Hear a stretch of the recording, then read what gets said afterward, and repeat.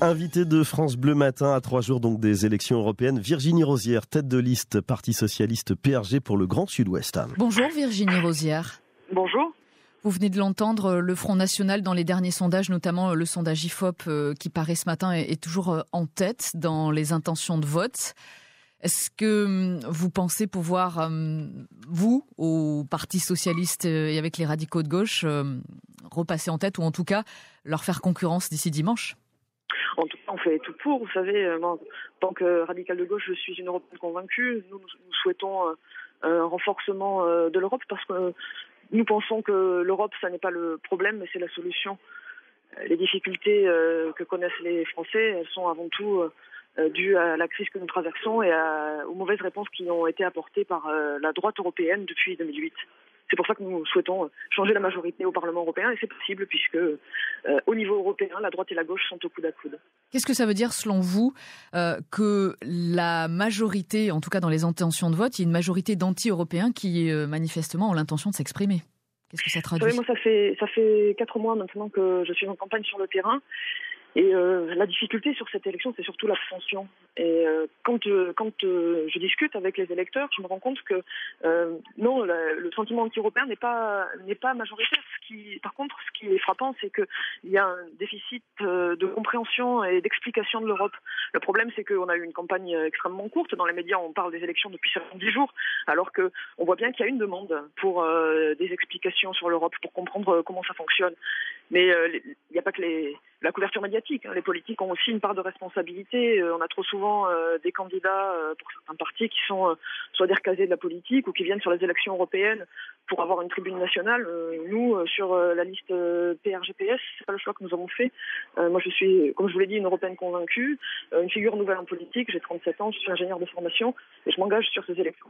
Virginie Rosière, donc tête de liste PS-PRG pour le Grand Sud-Ouest pour ces élections européennes. On va voter dimanche. Virginie Rosière, est-ce que vous parliez du problème de l'Europe ? Le problème de l'Europe, c'est pas aussi de ne pas savoir expliquer ce qu'elle fait. On a beaucoup de mal aujourd'hui à dire concrètement à quoi elle sert financièrement, j'ai envie de dire, autour de nous. Il y a des réalisations très concrètes.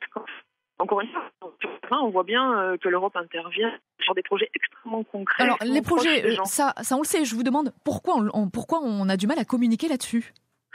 Il y a une question, comme je vous disais, une question de parce qu'on a parlé de l'Europe depuis 10 jours pour la campagne, mais passer les élections, je ne suis pas sûre qu'on parle beaucoup d'Europe, et pourtant il le faudrait, puisque l'Europe joue un rôle extrêmement important, à la fois dans la proximité, aussi sur des grandes décisions qui conditionnent l'avenir des pays européens. Mais moi, je conçois le rôle de député européen, non, je le dis comme devant travailler au Parlement européen, c'est une évidence, mais aussi comme un ambassadeur de l'Europe, et c'est quelque chose que j'entends faire si je suis élue, c'est-à-dire revenir régulièrement sur le terrain pour expliquer justement ce que fait l'Europe, expliquer ce qui fonctionne moins bien, quelle est l'action des députés européens. Est-ce que c'est au niveau de l'Europe elle-même que les infos redescendent pas, ou est-ce que c'est au niveau des États membres ? Je pense que c'est au niveau des États membres. Vous savez, le Parlement européen, je sais parce que j'ai travaillé entre 2010 et 2012, est particulièrement transparent. Tous les travaux sont disponibles en ligne. On peut suivre l'activité des députés européens quasiment jour par jour. Les rapports sont visibles en ligne. Donc c'est un problème je pense, de relais auprès de la population française, à la fois par les médias et par les responsables politiques. Dernière question, on a beaucoup de têtes d'affiche pour ce vote dans notre Grand Sud-Ouest. Michel Alliot-Marie pour l'UMP, Jean-Luc Mélenchon pour le Front de Gauche. Vous craignez pas un déficit de notoriété ? C'est vrai qu'il y a un décalage de notoriété, mais je pense que ce qu'on voit dans une forme de défiance de la part des électeurs vis-à-vis de la politique, c'est un rejet de ces mêmes figures qui reviennent d'élection en élection, quel que soit le mandat, quel que soit le scrutin. Je pense qu'il y a une demande de renouvellement et une demande de sincérité dans l'engagement politique. Moi, comme je vous dis, sur cette élection, c'est un engagement personnel fort parce que pour moi, l'élection européenne a du sens. Je me bats sur ces élections parce que je ne me contente pas d'une Europe qui s'est réduite sous l'impulsion de la droite européenne à un gigantesque marché.